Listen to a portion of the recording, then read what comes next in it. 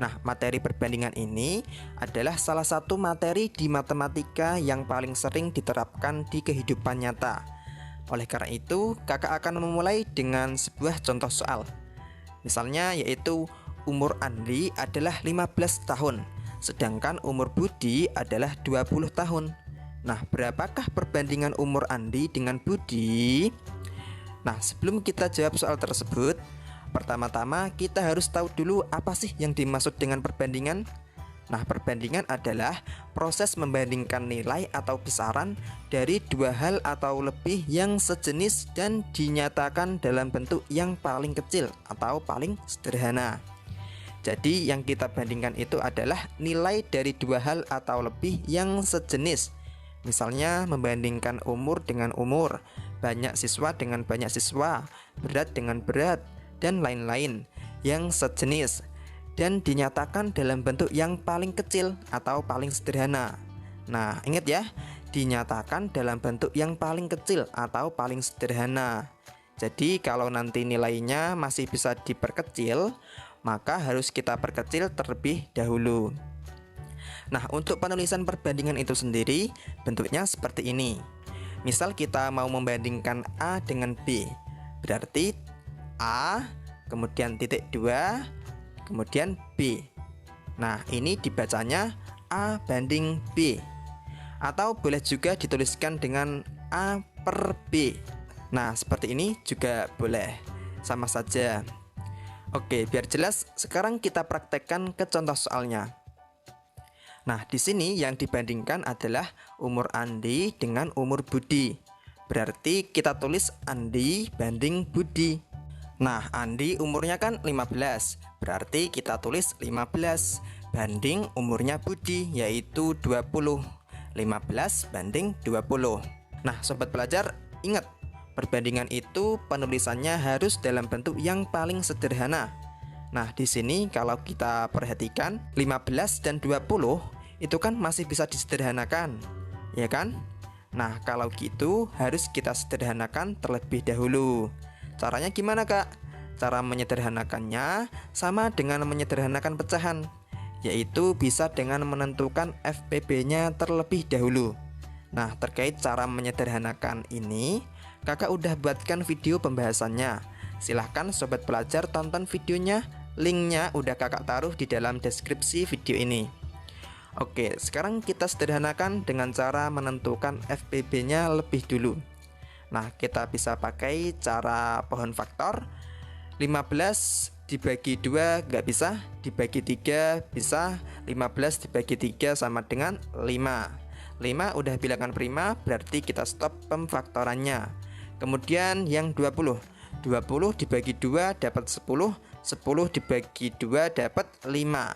5 udah bilangan prima, berarti kita stop. Nah, sekarang kita tuliskan faktorisasinya. 15 itu sama dengan 3 dikali 5.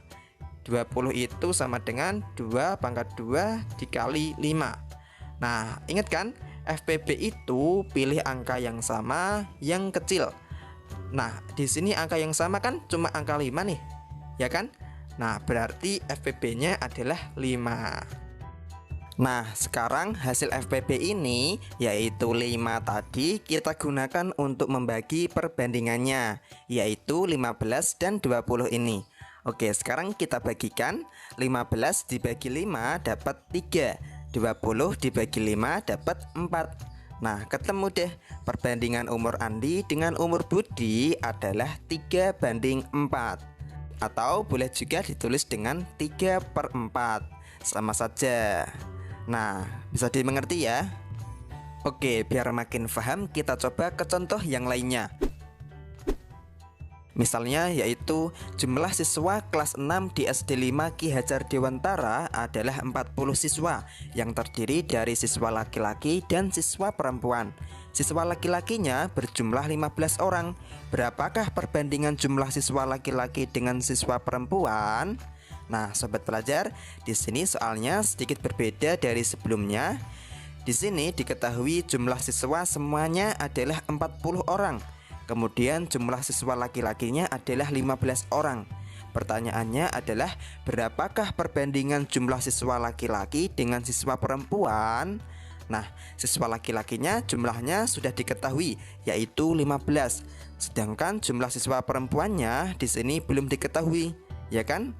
Maka langkah pertama, terlebih dulu kita tentukan jumlah siswa perempuannya. Caranya gimana, Kak?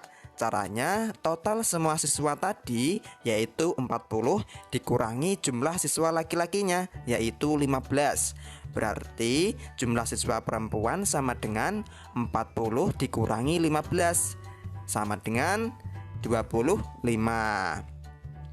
Nah, sekarang kita perhatikan pertanyaannya.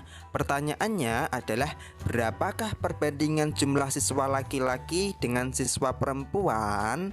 Nah, karena di sini yang ditanyakan siswa laki-lakinya dulu, maka perbandingannya kita tuliskan siswa laki-lakinya lebih dulu.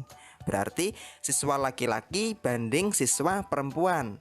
Nah, siswa laki-lakinya tadi berapa? 15 dibanding siswa perempuannya yaitu 25.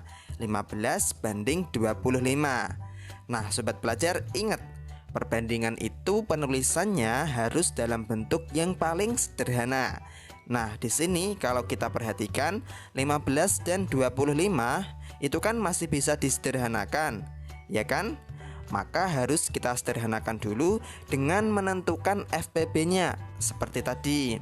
Nah, kalau kita cari FPB-nya seperti tadi, maka nanti akan ketemu hasilnya yaitu 5. Nah, sekarang kita gunakan hasil dari FPB-nya ini untuk membagi 15 dan 25. 15 dibagi 5 sama dengan 3, 25 dibagi 5 sama dengan 5. Nah, ketemu deh perbandingan jumlah siswa laki-laki dengan jumlah siswa perempuan di kelas 6 SD 5 Ki Hajar Dewantara adalah 3:5. Atau boleh juga dituliskan dengan 3/5. Nah, gitu, sama saja 3:5 atau 3/5. Nah, sampai sini bisa difahami ya. Oke, di sini kakak ada satu latihan soal untuk sobat pelajar. Nah, silahkan coba dikerjakan. Kalau udah ketemu jawabannya, silahkan tuliskan jawabannya di kolom komentar di bawah. Oke, mungkin sampai sini dulu pembahasan kali ini. Semoga ini mudah difahami. Kalau kalian suka dengan video seperti ini, silahkan klik like dan share ke teman-teman yang lainnya, agar manfaat dari video ini bisa dilihat oleh lebih banyak lagi sobat pelajar yang lain. Dan jangan lupa klik subscribe, karena kami akan selalu update konten-konten edukatif yang akan menambah wawasan dan pengetahuan bagi kita semua. Oke, kurang lebihnya kakak minta maaf, and see you next time.